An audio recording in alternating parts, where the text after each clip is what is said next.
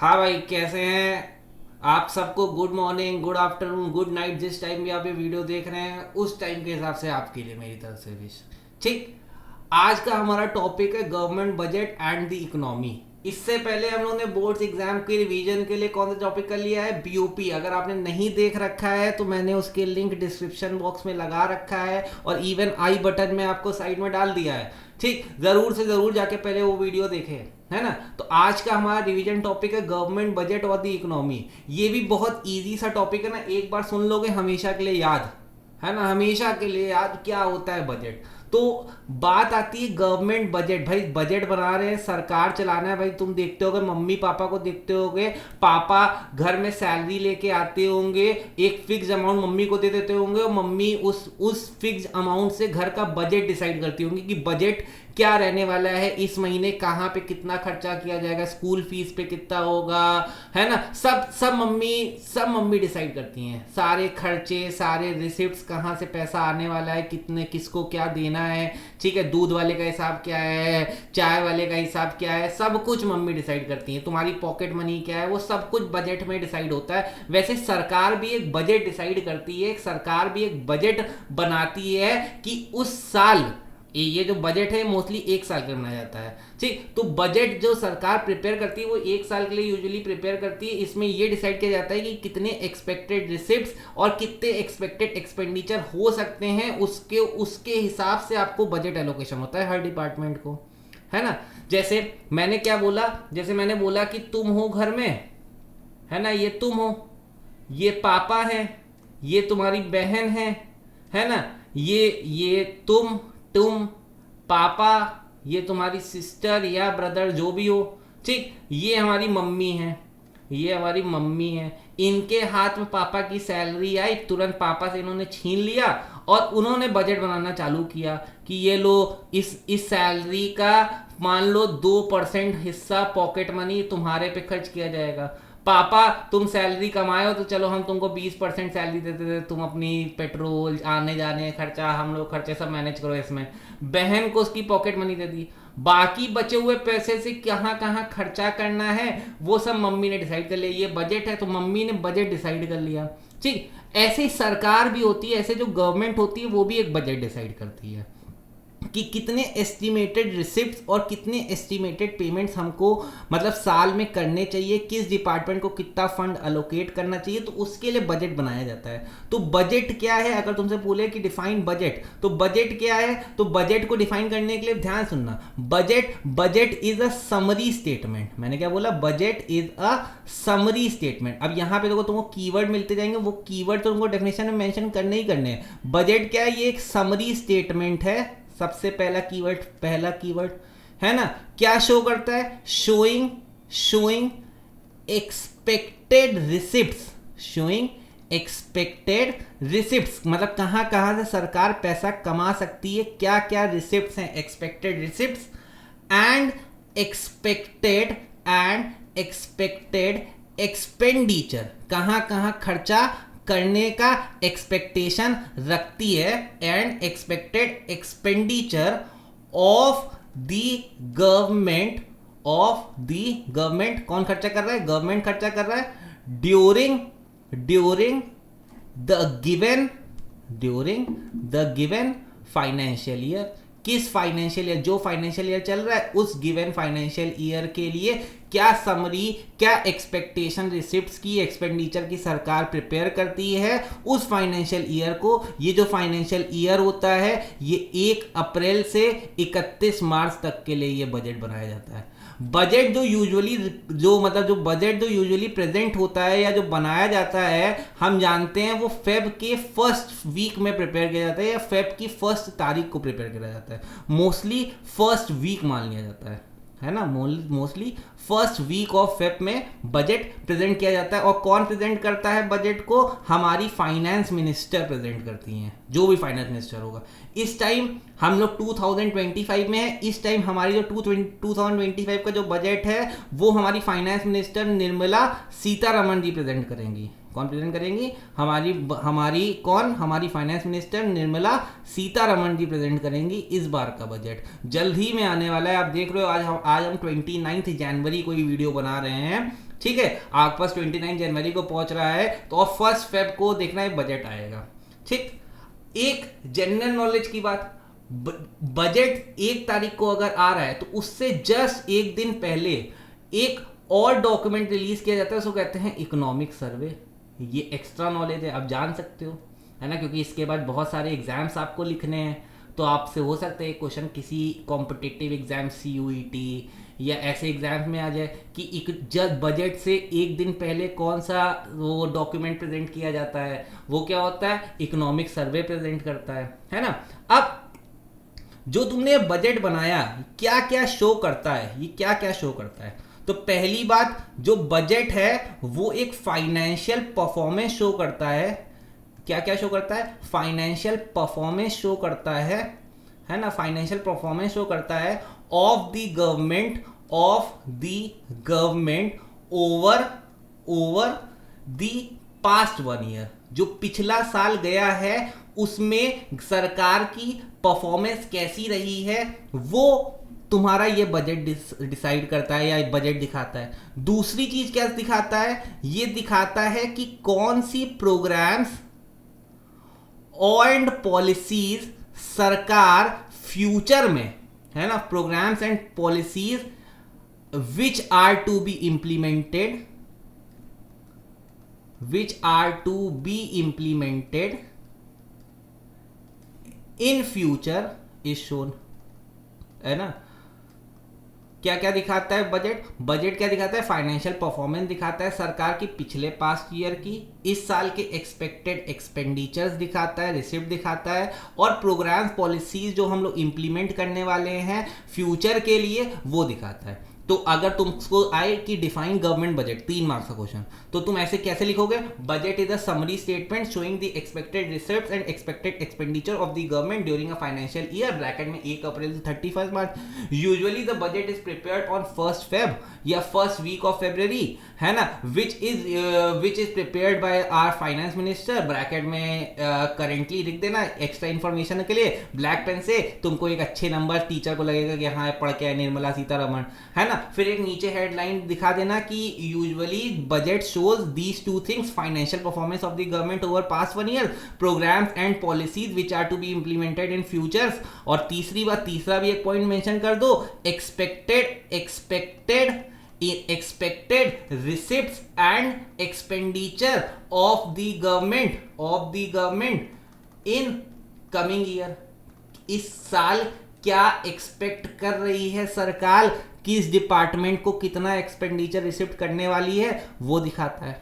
तो समझ में आया बजट क्या है, कौन प्रिपेयर करता है, कब प्रेजेंट होता है, क्या क्या चीजें शोकेस करता है। तो अगर 3 नंबर के हिसाब से या 4 नंबर के हिसाब से जो भी क्वेश्चन आए कि बजट क्या है, ठीक, तो वो सारे यहां से कर सकते हो। यहां से MCQ बनने वाले बहुत सारे क्वेश्चन है। कीवर्ड तुमको क्या क्या हाईलाइट करनी है, ये बजट क्या है? एक समरी स्टेटमेंट है। क्या शो करता है? Showing expected receipts and expenditure government की। कौन से? एक फाइनेंशियल ईयर के बारे में बात करता है। कब प्रेजेंट होता है? 1 फरवरी या फर्स्ट वीक ऑफ फरवरी में प्रेजेंट होता है। फाइनेंस मिनिस्टर प्रेजेंट करती है। क्या क्या शोकेस करता है? फाइनेंशियल परफॉर्मेंस गवर्नमेंट की, प्रोग्राम्स पॉलिसीज, है ना, और एक्सपेक्टेड रेवेन्यू और expenditure of the government past year का, ये चीजें शो करता है, ठीक है। अब क्यों बजट बनाना चाहिए, उसके ऑब्जेक्टिव्स क्या हैं? तो आप सोचो पहले क्या क्या ऑब्जेक्टिव लगते हैं। सबसे पहला ऑब्जेक्टिव क्या है? जो हमारे पास एग्जिस्टिंग रिसोर्सेज हैं उनको हम प्रॉपर यूटिलाइज कर पाए या उनका प्रॉपर एलोकेशन कर पाए। तो रीएलोकेशन ऑफ रिसोर्सेज, जो हमारे पास रिसोर्सेज है उनको प्रॉपरली रीएलोकेट कर पाए, ठीक। अपनी इकोनॉमी को बैलेंस कर पाए, मतलब बैलेंस्ड ग्रोथ पा जाए। बैलेंस्ड ग्रोथ दूसरा ऑब्जेक्टिव हो सकता है। तीसरा क्या हो सकता है? तीसरा हो सकता है हम अपनी इकोनॉमी को स्टेबलाइज कर ले। इकोनॉमी स्टेबल हो जाएगी, उससे क्या हो जाएगा? हमारी करेंसी स्टेबल हो जाएगी, है ना। हम मतलब फास्टर ग्रोथ कर पाएंगे, है ना। चौथा, जो हमारे पास एग्जिस्टिंग पब्लिक गुड्स हैं, पब्लिक गुड्स यानी ऐसे गुड्स जो कि मैंने क्या बोला, पहले लिख देता हूं point, provision of public goods. अब पब्लिक गुड्स कौन से गुड्स होते हैं? ऐसे गुड्स जो सरकार फ्री ऑफ कॉस्ट देती है ना, जिसके लिए कोई चार्ज नहीं करती, उनसे बस टैक्स चार्ज करती है। तो प्रोविजन उनके लिए पब्लिक गुड्स, जैसे पार्क है ना, इंफ्रास्ट्रक्चर, रोड्स, रेलवेज, उनको अच्छा कर पाए तो उसके लिए प्रोविजन, उसके लिए बजट कितना खर्चा करना चाहिए, तो उसके लिए एक स्टेटमेंट है, प्रोविजन बताता है, ये एक्सपेक्टेड खर्चे दिखाते हैं कौन से सेक्टर में कितना खर्चा होना है, तो प्रोविजन फॉर पब्लिक गुड्स। ठीक, फिर पांचवा, कौन सी मतलब सोसाइटी को कितना पैसा मिलना चाहिए, कि मिडिल इनकम ग्रुप को ज्यादा पैसा जाना चाहिए, पुअर्स को इतना पैसा मिलना चाहिए, जो इंडस्ट्रियलिस्ट हैं उनको इतना पैसा मिलना चाहिए, तो इससे प्रॉपर एलोकेशन हो पाए। तो ये क्या करता है? Redistribution of income and wealth, है ना। मैंने क्या क्या बोला? बजट क्या है? बजट के ऑब्जेक्टिव, पहला ऑब्जेक्टिव रिसोर्स को रीएलोकेट करना है, बैलेंस ग्रोथ लानी है, इकोनॉमी को स्टेबल करना है, जो एग्जिस्टिंग पब्लिक गुड्स हैं या जो आने वाले, जो हम लोग पब्लिक गुड बनाने वाले हैं उनके लिए प्रोविजंस रखने हैं। ठीक, इनकम और वेल्थ को रीडिस्ट्रीब्यूट करना है, कि ऐसा ना हो कि रिच के पास ज्यादा पैसा चला जाए और पुअर हो जाए। ठीक है, कोई दिक्कत? अभी तक मैंने क्या देखा? बजट क्या है, बजट के ऑब्जेक्टिव्स क्या है। उम्मीद करता हूं आपको सुनते सुनते याद हो गए होंगे, है ना। अगर नहीं याद हुए तो 1 मिनट वीडियो पॉज करो, 30 सेकंड का एक बार जरा रिवीजन मारो फटाक से, है ना। चलिए स्टार्ट करते हैं स्ट्रक्चर पे। अब बजट का स्ट्रक्चर क्या होता है भाई? जो हमारा ये जो बजट है, देखो ध्यान देखना, बहुत प्यारा इसका स्ट्रक्चर होता है। जब तुम बजट बना रहे होते हो तो बजट की 2 साइड्स होती है। जब तुम अकाउंट बना रहे हो, कॉमर्स के स्टूडेंट हो, अकाउंट्स हो, तो 2 साइडें होती हैं, एक डेबिट एक क्रेडिट, एक असेट एक लाइबिलिटी, एक रेवेन्यू एक एक्सपेंडिचर। तो सेम यहाँ पे भी 2 साइड्स होंगी। एक को हम लोग कहते हैं बजट रिसिप्ट्स, एक को हम लोग कहते हैं बजट रिसिप्ट्स, और एक को हम लोग कहते हैं बजट एक्सपेंडिचर। ठीक, बजट रिसिप्ट्स के 2 हिस्से होते हैं, 2 फर्दर डिविजन्स होते हैं बजट रिसिप्ट्स के। क्या क्या 2 फर्दर डिवीजन होते हैं? पहला होता है रेवेन्यू रिसिप्ट्स, और दूसरा होता है रेवेन्यू एक्सपेंडिचर। रेवेन्यू एक्सपेंडिचर करो, 1 मिनट, सॉरी। हाँ, दूसरा होता है कैपिटल रिसिप्ट्स, एक्सपेंडिचर में नहीं, कैपिटल रिसिप्ट। एक रेवेन्यू रिसिप्ट्स के 2 हिस्से, रेवेन्यू रिसिप्ट्स और कैपिटल रिसिप्ट। रेवेन्यू रिसिप्ट्स यानी रिकरिंग रिसिप्ट्स या डे टू डे रिसिप्ट्स को हम लोग क्या कहते हैं? रेवेन्यू रिसिप्ट्स कहते हैं। कैपिटल रिसिप्ट्स यार दोज रिसिप्ट्स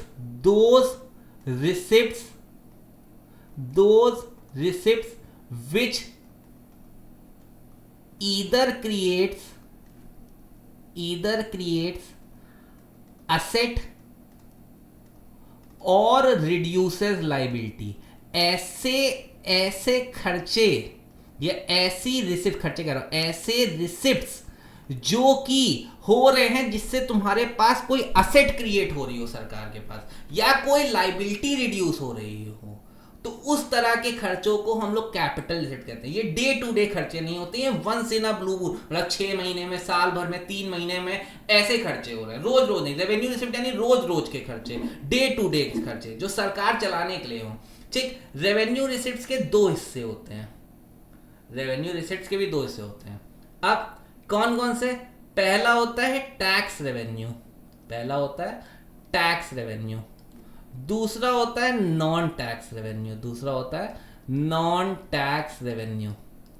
ठीक, टैक्स रेवेन्यू, टैक्स 2 तरीके का हो सकता है। अब तुम कहोगे सर इतने सारा, तो हाँ बिल्कुल, टैक्स रेवेन्यू 2 तरीके का हो सकता है, डायरेक्ट टैक्स, इनडायरेक्ट टैक्स, है ना।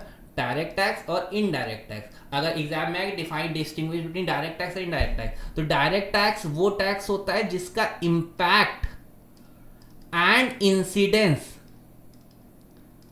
Is on same person. इसका क्या मतलब है? कीवर्ड है impact and incidence is on same person, इसका कीवर्ड है ये दोनों वर्ड्स। मतलब अगर मैं हूं यश, मेरे पे टैक्स लगाया जा रहा है, सरकार, ये गवर्नमेंट है, सरकार ने मेरे पे टैक्स लगाया, तो मैं ही इसको पे कर रहा हूँ, मतलब मैं ही अपने पॉकेट से पे कर रहा हूँ। मेरी ये पॉकेट है, इस पॉकेट से मैं पैसा निकाल रहा हूँ, ये 10 का नोट निकाल रहा हूँ, 10 रुपए का नोट निकाल रहा हूँ और सरकार को दे दे रहा हूँ, है ना। बहुत बेकार ड्राइंग है मेरी, लेकिन मैं तुमको एक समझाने के लिए बता रहा हूँ कि मेरे पे टैक्स लगा, मेरे नाम का बिल आया और मैंने ही रीपे कर दिया बिल को, ठीक, किसी और को नहीं दिया भाई तू मेरे बिहाफ पे कर दे। तो वो क्या हो गया, मैंने अपनी पॉकेट से ही पे करा, मतलब मेरी ही सैलरी में से वो पैसा कटा, तो उसको क्या कहते हैं, डायरेक्ट टैक्स कहते हैं। जैसे तुम बोलो सर इसका एग्जाम्पल, तो मैंने कहा इसका एग्जाम्पल हो सकता है income tax, income tax, wealth tax, है ना। ये सब कैसे टैक्स हैं, डायरेक्ट टैक्स हैं।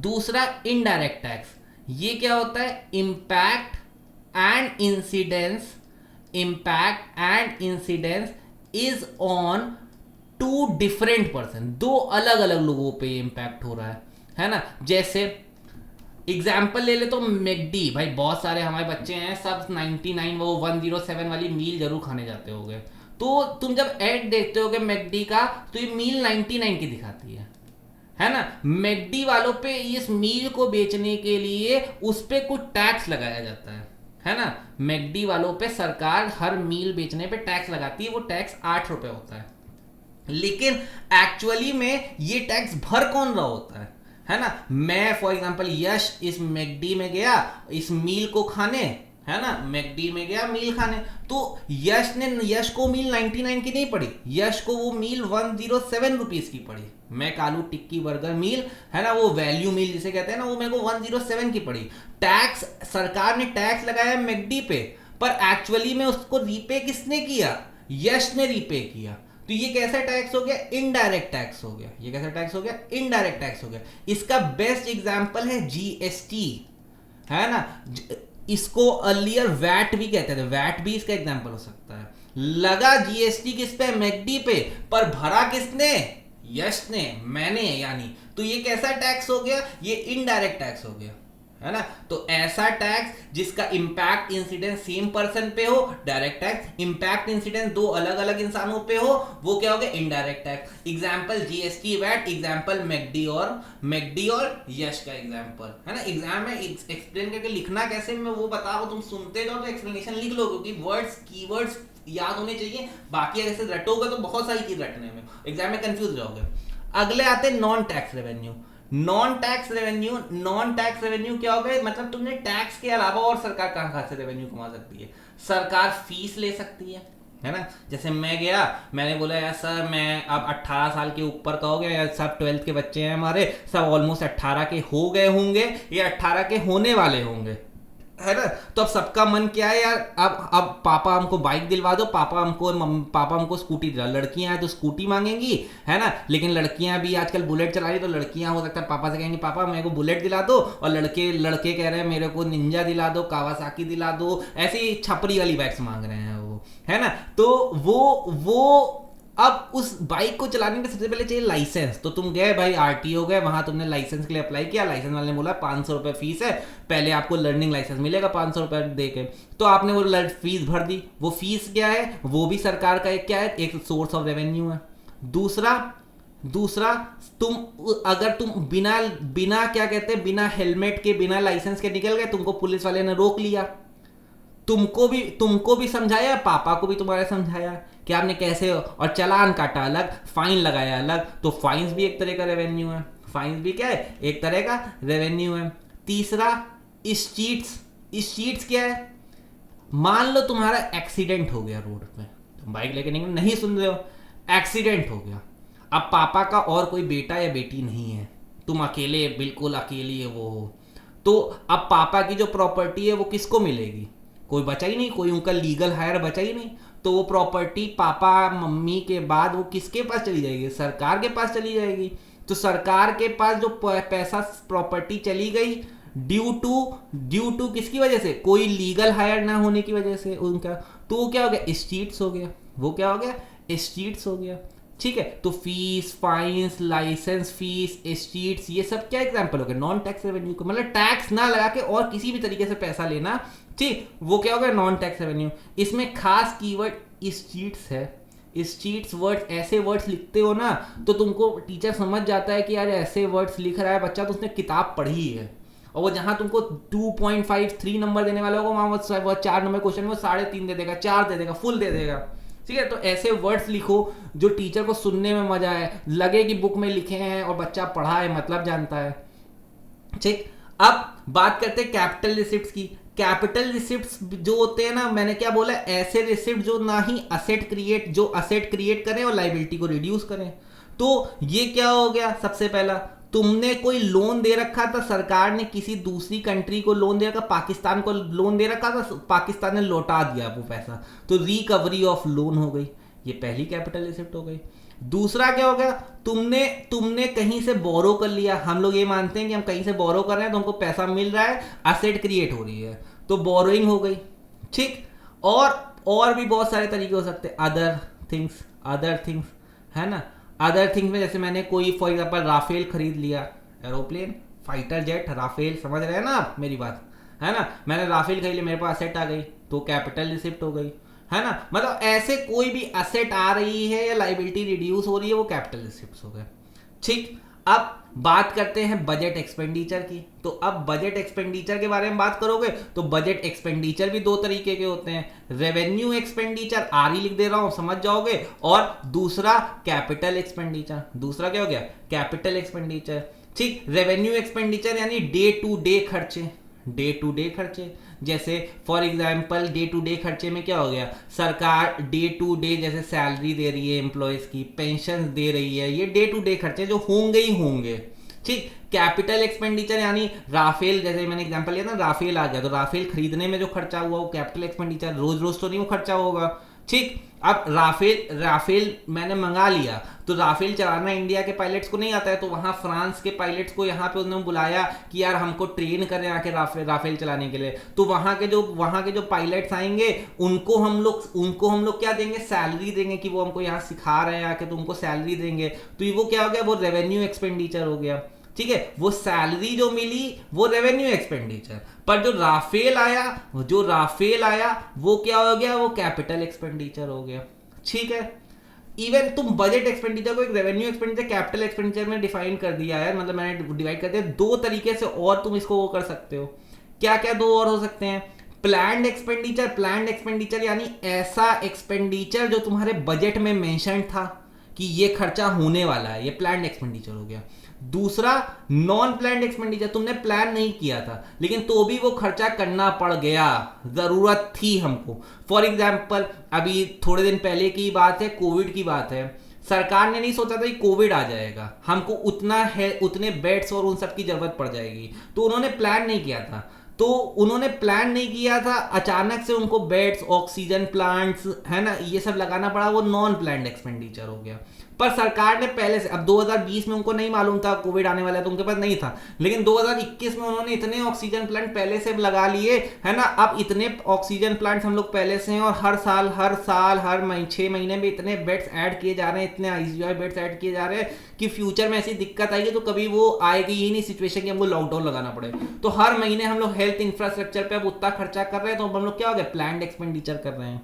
ठीक है, उन्होंने पहले से ही डिसाइड कर लिया है, तो अब हर महीने हम लोग प्लानिंग कर रहे हैं, तो दो बजट एक्सपेंडिचर, दो और इसमें बढ़ सकता है, planned expenditure, non planned expenditure, या रेवेन्यू एक्सपेंडिचर, कैपिटल एक्सपेंडिचर। ठीक है, समझ में आया तुमको, कंपोनेंट समझ में आया। बजट जो होगा वो बजट के क्या होंगे, दो हिस्से होंगे, रिसिप्ट्स और एक्सपेंडिचर। रिसिप्ट्स के दो हिस्से, revenue receipt, capital receipt. Revenue receipts यार those receipts which neither creates asset nor reduces liability are called revenue receipt. Capital receipts are those receipts which creates asset and reduces the liability are called capital receipts. Revenue receipt के दो हिस्से हो सकते हैं, tax revenue, non tax revenue. Tax revenue के दो हिस्से, direct tax, indirect tax. Non tax revenue के हिस्से fees, fines, स्टीट्स etcetera. Capital receipt वो रिसिप्ट जो असेट लायबिलिटी क्रिएट कर रहे हैं, जैसे इसका example recovery of loan, borrowing, other things. Budget expenditure के दो हिस्से, रेवेन्यू एक्सपेंडिचर, कैपिटल एक्सपेंडिचर, या planned expenditure, non planned expenditure, जैसे ही बांटना चाहें। ठीक है, समझ में आया इतनी बात। अब हम लोगों ने बजट बना लिया, लास्ट में जब बजट को चेक किया गया, है ना, तो मम्मी के पास या गवर्नमेंट के पास तीन तरह के बैलेंसेस देखने को मिल सकते थे बजट के। पहला क्या बैलेंस दिख सकता था, बजट में डेफिसिट आ गया, बजट में क्या आ गया, डेफिसिट आ गया। दूसरा, बजट में कुछ पैसा बच गया मम्मी के पास, उन सेविंग तो सरप्लस हो गया या बैलेंस हो गया, जितना पैसा पापा ने दिया या सरकार को मिला उतना ही खर्चा, वो बैलेंस बजट हो गया। तो डेफिसिट कब होगा, जब तुम्हारे टोटल एक्सपेंडिचर जो होंगे वो ज्यादा होंगे टोटल रिसिप्ट से, वो बजट डेफिसिट है। सरप्लस क्या है, जब टोटल रिसिप्ट्स ज्यादा होंगी किससे, टोटल एक्सपेंडिचर से, ये क्या होगा, सरप्लस। और बैलेंस कब होगा, जब टोटल रेवेन्यू और टोटल एक्सपेंडिचर बराबर होंगे, ये बैलेंस बजट हो गया। ठीक है, तो बजट तीन तरह के बैलेंस से दिखा सकता है। इसको हम लोग कहते हैं बजट डेफिसिट, इसको हम लोग कहते हैं बजट सरप्लस, और इसको कहते हैं बैलेंस्ड बजट, इसको कहते हैं बैलेंस्ड बजट। ठीक है, कोई दिक्कत? तो अब उसी के बारे में तुमको और बता, तो हमने तुमको बताया बजट डेफिसिट। बजट डेफिसिट क्या होता है, budget deficit is a situation, मैं लिख देता हूं, it is a situation in which it is a situation in which क्या total expenditure are greater than total receipts। मैंने क्या बोला, बजट डिफिसिट एक ऐसी सिचुएशन है जहां पे आपके टोटल एक्सपेंडिचर जो होंगे वो टोटल रिसिप्ट से ज्यादा होंगे। अगर आपको बजट डिफिसिट निकालना है तो क्या करोगे, जो तुमको टोटल एक्सपेंडिचर दे रखा होगा उसमें से टोटल रिसिप्ट माइनस कर दोगे। अब टोटल एक्सपेंडिचर दो हिस्सों से मिल सकता है, अगर डायरेक्ट नहीं दे रखा है, तुमने जो रेवेन्यू एक्सपेंडिचर कर रखा है और जो तुमने कैपिटल एक्सपेंडिचर कर रखा है उन दोनों को जोड़ दोगे, टोटल एक्सपेंडिचर मिल जाएगा। और टोटल रिसिप्ट दो हिस्सों से मिल सकता है, उन्होंने देखा कैसे, तुम रेवेन्यू रिसिप्ट्स और कैपिटल रिसिप्ट्स को जोड़ दोगे, तुम्हारा काम हो जाएगा। ये बजट डेफिसिट हो गया। अब जो ये बजट में डेफिसिट आया है ये तीन तरीके का हो सकता है, इसके मैंने बोला ना टाइप्स। तो सबसे पहला टाइप हो सकता है रेवेन्यू डेफिसिट। सबसे पहला क्या हो सकता है, जो डेफिसिट दिख सकता है बजट में, वो किसके द्वारा, रेवेन्यू डेफिसिट, मतलब डे टू डे खर्चे ही तुम नहीं चला पा रहे हो, तो रेवेन्यू डेफिसिट हो गया। रेवेन्यू डेफिसिट क्या है, ये ऐसी सिचुएशन है जहां पे तुम्हारा जो रेवेन्यू एक्सपेंडिचर होगा, रेवेन्यू एक्सपेंडिचर जो होगा वो ग्रेटर होगा किससे, रेवेन्यू रिसिप्ट से। वो ग्रेटर होगा किससे, रेवेन्यू रिसिप्ट से। यानी अगर तुमको रेवेन्यू डेफिसिट निकालना है तो तुम कैसे निकालोगे, revenue expenditure minus revenue receipts. अब रेवेन्यू एक्सपेंडिचर अगर नहीं दे रखा है या रेवेन्यू एक्सपेंडिचर नहीं दे रखा है तो तुम वो सारे खर्चे जोड़ लोगे जो डे टू डे खर्चे तुमको वहां दे रखे हैं क्वेश्चन में। रेवेन्यू रिसिप्ट्स नहीं दे रखी डायरेक्ट, तो तुमको मालूम है हम दो हिस्सों से ढूंढ सकते हैं, एक टैक्स रेवेन्यू को ढूंढ लेंगे और एक नॉन टैक्स रेवेन्यू को ढूंढ लेंगे, दोनों को ऐड कर देंगे, रेवेन्यू रिसिप्ट मिल जाएंगी, है ना। अब रेवेन्यू डेफिशिएंट मान लो अगर हो गया है तो उसका इंप्लीकेशन क्या होगा, तो पढ़ो। Since revenue receipts and revenue expenditure are related largely to recurring expenses, देखो ये रिकरिंग एक्सपेंसेस रिलेटेड होते हैं of the government. High revenue deficient gives a warning to the government, ये एक वार्निंग की तरह काम करता है, either to cut it expenditure, या तो अपने खर्चे कम कर दो या तो फिर टैक्स और नॉन टैक्स रेवेन्यूज को बढ़ा दो। मतलब सरकार इनकम टैक्स बढ़ा दो, जीएसटी बढ़ा दो अगर तुम्हारे रेवेन्यू डेफिसिट में चले गए। तो ये क्या एक तरह का सिग्नल प्रोवाइड कर रहा है कि सरकार नहीं चल पा रही है, तुम्हारे खर्चे या तो अपने खर्चे कम कर दो सरकार, या तो टैक्स बढ़ा दो, है ना, या तो टैक्स बढ़ा दो। तो रेवेन्यू डेफिसिट कैसे निकलेगा, revenue expenditure minus revenue receipt और उसके इंप्लीकेशन। ये इंप्लीकेशन जरूर से याद कर लेना कि मान लो असर्शन रीजन या गिव रीजन में आ गया कि अब रेवेन्यू डेफिसिट हो गया है, अब इसका क्या इंप्लीकेशन पड़ेगा बजट में। तो ये एक तरह का सिग्नल प्रोवाइड करेगा, एक तरह का वार्निंग प्रोवाइड करेगा कि सरकार को अपने एक्सपेंडिचर को कम कर देना चाहिए या अपने टैक्स और नॉन टैक्स रेवेन्यूज को बढ़ा लेना चाहिए। तो पहला डेफिसिट हो गया बजट में, बजट डेफिसिट, उसका पहला जो टाइप आ गया डेफिसिट जो अकर कर सकता है हो गया रेवेन्यू डेफिसिट। अब दूसरा आता है फिस्कल डेफिसिट। फिस्कल डेफिसिट अगर तुमको निकालना है, तो फिस्कल डेफिसिट क्या होता है, ये होता है बजटरी एक्सपेंडिचर, जो तुमने पूरा बजट में जो एक्सपेंडिचर हुआ है उसमें से तुम बजट रिसिप्ट्स माइनस कर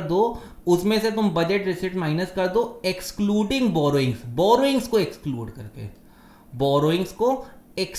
करके तुम क्या कर दो, फिजिकल डेफिसिट निकल आएगा। अब तुम बोलोगे सर बजटरी एक्सपेंडिचर क्या होता है, तो बजटरी एक्सपेंडिचर याद करो दो हिस्सों से मिलकर बना है, एक रेवेन्यू एक्सपेंडिचर और एक कैपिटल एक्सपेंडिचर। और बजटरी रिसिप्ट दो चीजों से मिलकर बना हुआ है, किन किन चीजों से, रेवेन्यू रिसिप्ट से और कैपिटल रिसिप्ट से। बस ये याद रखना, कैपिटल रिसिप्ट में लिखा है ना, बोरोइंग आती है, अदर लाइबिलिटीज आती हैं और वो सब चीजें आती है रिसिप्ट में। बस बोरोइंग्स को मत देना, बोरोइंग्स को एक्सक्लूड कर देना, वो तुम्हारा फिजिकल डेफिसिट हो जाएगा।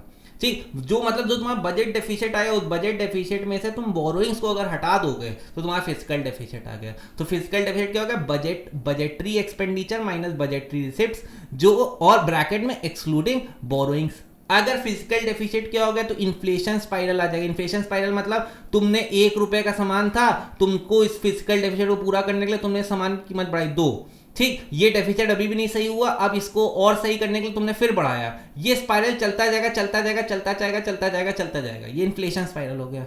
नेशन डेट में जाता जाएगा, ज्यादा बोरो करते रहोगे, है ना, नेशन डेट में चला जाएगा। ठीक, पैसा इंडिया के बाहर जाने लगेगा क्योंकि यहाँ की इकोनॉमी डेफिसिट में चली गई, तो पैसा बाहर जाने लगेगा, क्राउडिंग आउट। ठीक, इरोजन ऑफ गवर्नमेंट बजट, जो सरकार बजट का पैसा लगा रही है वो इरोड होने लगेगा, खत्म होने लगेगा, बाहर जाने लगा, क्राउडिंग आउट होने लगी है। ठीक है, तो इरोजन ऑफ गवर्नमेंट बजट होने लगेगा।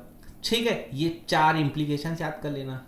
ठीक ये फिजिकल डेफिसिट हो गया। सिर्फ आपको नाम याद होनी चाहिए और फॉर्मूले याद होनी चाहिए। फिजिकल डेफिसिट क्या है, फॉर्मूला क्या है, उसके इंप्लीकेशन क्या है, याद होनी चाहिए मोटा मोटा।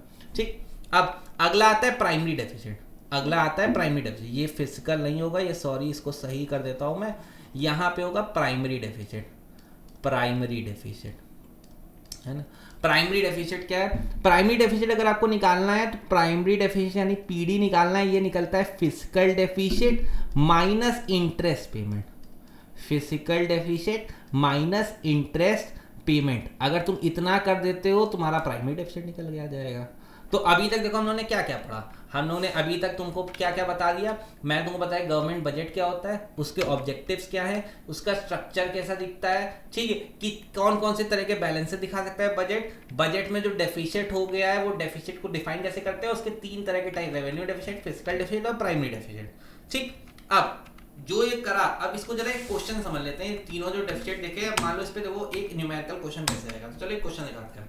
तुमको इस क्वेश्चन का कैलकुलेट करना है, revenue deficit, physical deficit, primary deficit. अगर आपको चैप्टर आता है तो पहले वीडियो पॉज करो और मेरे से पहले सॉल्व करो। ठीक, तो चलो हमको निकालना है सबसे पहले इसमें रेवेन्यू डेफिसिट। रेवेन्यू डेफिसिट कैसे निकलता है, रेवेन्यू एक्सपेंडिचर है ना माइनस रेवेन्यू रिसिप्ट। क्वेश्चन करने से पहले एक बात याद रख लो, यहाँ पे एक बात कर लो, है ना, ये फिजिकल डेफिसिट में एक नोट बना के लिख लो कि अगर आपके क्वेश्चन में आपको बोरोइंग दे रखी है, क्या दे रखी है, बोरोइंग, ये अगर गिवन है, इज गिवन, अगर आपको बोरोइंग गिवन है तो बोरोइंग अगर आपको गिवन है तो वो सीधा फिजिकल डेफिसिट के बराबर हो जाएगी। किसके बराबर हो जाएगी, सीधा, मतलब आपको फिजिकल डेफिसिट कैलकुलेट करने की जरूरत नहीं है अगर क्वेश्चन में बोरोइंग दे रखी है। फिजिकल डेफिसिट क्या हो जाएगा, फिजिकल डेफिसिट डायरेक्ट बोरोइंग के इक्वल हो जाएगा। ये बात याद रखिएगा, अगर आपके क्वेश्चन में आपको बोरोइंग दे रखी है तो आपको फिजिकल डेफिसिट निकालने की जरूरत ही नहीं है। आपकी जो फिजिकल डेफिसिट हो गई वो सीधा सीधा क्या हो, किसके बराबर हो गई, बोरोइंग के बराबर हो गई।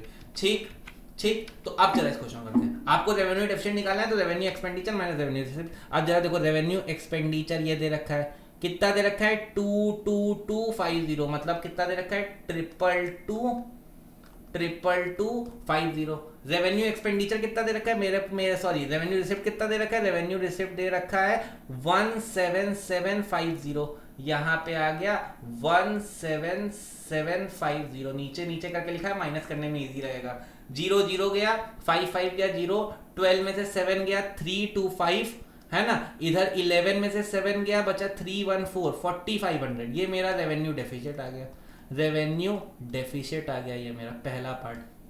दूसरा पार्ट, ये फर्स्ट पार्ट हो गया।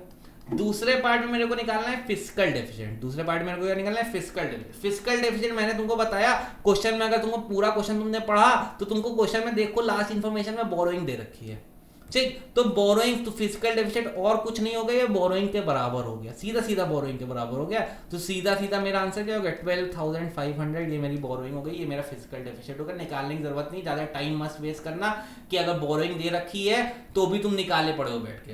चाहो तो निकाल सकते हो, देख लेना आंसर सेम ही आएगा। लेकिन अगर सीधा सीधा बोरोइंग दे रखी है तो सीधा सीधा फिजिकल डेफिसिट क्या उसके बराबर हो जाएगा, बोरोइंग बराबर हो गया। अब बोरोइंग के बराबर हो गया तो प्राइमरी डेफिसिट निकालना आसान है, क्योंकि फिजिकल डेफिसिट मिल गया, उसमें से हम लोग माइनस कर देंगे इंटरेस्ट पेमेंट, उसमें से माइनस कर देंगे इंटरेस्ट पेमेंट। तो फिजिकल डेफिसिट तुम्हारी कितनी आई 12,500, जो कि बोरोइंग के बराबर है, माइनस इंटरेस्ट पेमेंट तुमने कितनी कर दिया 5,000 की, माइनस 5,000, तो कितना आ गया 12,500 में से माइनस 5,000 कर दोगे तो आ जाएगा 7,500। ये तुम्हारी क्या आ गई, ये तुम्हारी प्राइमरी डेफिसिट आ गई, ये तुम्हारी आ गई प्राइमरी डेफिसिट। कोई दिक्कत, तीनों पार्ट क्वेश्चन समझ में आया। बहुत इजी क्वेश्चन है ये, ऐसे क्वेश्चन आते हैं पेपर में, है ना, तो छोड़ के आने वाले क्वेश्चन नहीं है, बहुत हलवा क्वेश्चन हैं, ठीक है। कोई दिक्कत, पहला क्वेश्चन समझ में आया। चलो थोड़ा और कॉन्फिडेंस बढ़ाते हैं, एक और क्वेश्चन करते हैं। अब ये क्वेश्चन अच्छा क्वेश्चन है, थोड़ा दिमाग लगाने वाला क्वेश्चन है, ध्यान से पढ़ोगे ना तो खैर बहुत इजी, लेकिन थोड़ा सा दिमाग लगेगा। क्या है, फाइंड बोरोइंग्स, तुमको बोरोइंग निकालनी है, बोरोइंग निकालनी है। अब अगर तुमको बोरोइंग नहीं मिल रहा है ना, तो तुमको जानते हो बोरोइंग नहीं मिल रहा है तो फिजिकल डेफिसिट तो मिल जाएगा, है ना। फिजिकल डेफिसिट मिल जाए या बोरोइंग मिल जाए, दोनों सेम चीजें, क्योंकि बोरोइंग और फिजिकल डेफिसिट सेम होते हैं। अथवा किसी तरीके से फिजिकल डेफिसिट मिल जाए तो फिजिकल डेफिसिट सीधा सीधा बोरोइंग के बराबर होता है, ठीक। तो या तो क्वेश्चन में बोरोइंग निकालो या तो फिजिकल डेफिसिट निकालो। तो find borrowings of the government if interest payment, interest जो पेमेंट है, ठीक है, उसके बारे में इंफॉर्मेशन दे रखी, इज एस्टिमेटेड टू बी 15,000, ये इंटरेस्ट पेमेंट 15,000 है, और दे रखा है which is 25% of primary deficit, मतलब जो प्राइमरी डेफिसिट है ना, उसका 25% कर देंगे। मतलब जो इंटरेस्ट पेमेंट है, जो इंटरेस्ट पेमेंट है उसका, अगर उसका मतलब मैं उसका 25% निकाल दूं प्राइमरी डेफिसिट का, पीडी का, तो वो किसके बराबर हो जाएगा, इंटरेस्ट पेमेंट के बराबर हो जाएगा। तो इंटरेस्ट पेमेंट मैं यहां रखता हूं, तो इंटरेस्ट पेमेंट कितनी दे रखी 15,000 is equals to 100, sorry is equals to 25 upon 100 into primary deficit, ठीक। तो प्राइमरी डेफिसिट कितना आ जाएगा, प्राइमरी डेफिसिट आ जाएगा 15,000 इंटू 100, ये इधर चला गया 100 अपॉन 25, तो 25 1 जा 25 4 जा, ठीक। करो मल्टीप्लाई, 400 400 400, 4 5 जा 22 कैरी गया 0, 4 1 जा 4 5 6, 60,000 मेरा आ गया क्या, प्राइमरी डेफिसिट आ गया, मेरा क्या आ गया प्राइमरी डेफिसिट। अब मेरे को एक फॉर्मूला आता है, primary deficit is equals to physical deficit minus interest payment. हमको फिजिकल डेफिसिट मिल जाएगा तो वही बोरोइंग हो जाएगा, तो प्राइमरी डेफिसिट मेरा आ गया 60,000, फिजिकल डेफिसिट नहीं मालूम, इंटरेस्ट पेमेंट 15,000 आ गई, ये 15,000 इधर जाके ऐड हो जाएगी, तो 60,000 plus 15,000 is equals to physical deficit. तो ऐड कर लो कितना होगा 60 10 75,000, 75,000 इज इक्वल्स टू क्या हो गया, फिजिकल डेफिसिट हो गया। ये मेरा आंसर हो गया, ये मेरा आंसर हो गया। बताएं, कोई दिक्कत, उम्मीद करता हूं समझ में आया होगा, ठीक। अब देखो फिर से मैं दिखा देता हूं मैंने क्या क्या पढ़ा अभी तक, बार बार मैं इसलिए दिखाता हूं कि बार बार रिवाइज होता रहे। बजट क्या है, जल्दी से रिवाइज करा, ठीक। क्या क्या शो करता है, क्या क्या उसके ऑब्जेक्टिव है, क्या उसका स्ट्रक्चर है, कैसे बैलेंस दिखा सकता है, कौन कौन से बजट में डेफिसिट दिखते हैं, दिखाए जाते हैं, ठीक। बजट डेफिसिट क्या होता है, 3 तरह के डेफिसिट दिखाई देते हैं, रेवेन्यू, फिजिकल, प्राइमरी, ठीक। उनकी इम्प्लीकेशंस क्या हैं, ठीक। ये 2 क्वेश्चन से मैंने तुमको समझाया, ठीक है। उम्मीद करता हूँ वीडियोस पसंद आ रहा होगा अभी तक, ठीक। अब वीडियो खत्म करने से पहले एक होमवर्क के लिए एमसीक्यू आंसर मैं डिस्क्रिप्शन में नीचे लिख दूंगा, पर पहले सोचो, पहले आप सोचो क्या क्वेश्चन दे रखा है। Direct tax is called direct because it is directly collected from, direct tax को डायरेक्ट क्यों कहा जाता है, क्यों, क्योंकि वो प्रोड्यूसर्स पे लगाया जाता है, जो प्रोड्यूस करते हैं, सेलर्स पे लगाया जाता है, बायर्स पे लगाया जाता है, या इनकम अर्नर्स पे लगाया जाता है। क्या आपके हिसाब से एमसीक्यू का आंसर होना चाहिए, मेरे को आंसर कमेंट में जरूर बताएं, ठीक है। आप अगर वीडियो देख रहे हैं तो जरूर से जरूर कमेंट में आंसर बताएं, ठीक। मैं इसका आंसर, ठीक, डिस्क्रिप्शन बॉक्स में डाल दूंगा अपनी वीडियो के, आप वहां से आंसर देख सकते हो, लेकिन वो डिस्क्रिप्शन को ना देखें, है ना, मेरे को आंसर कमेंट में बताएं, ठीक।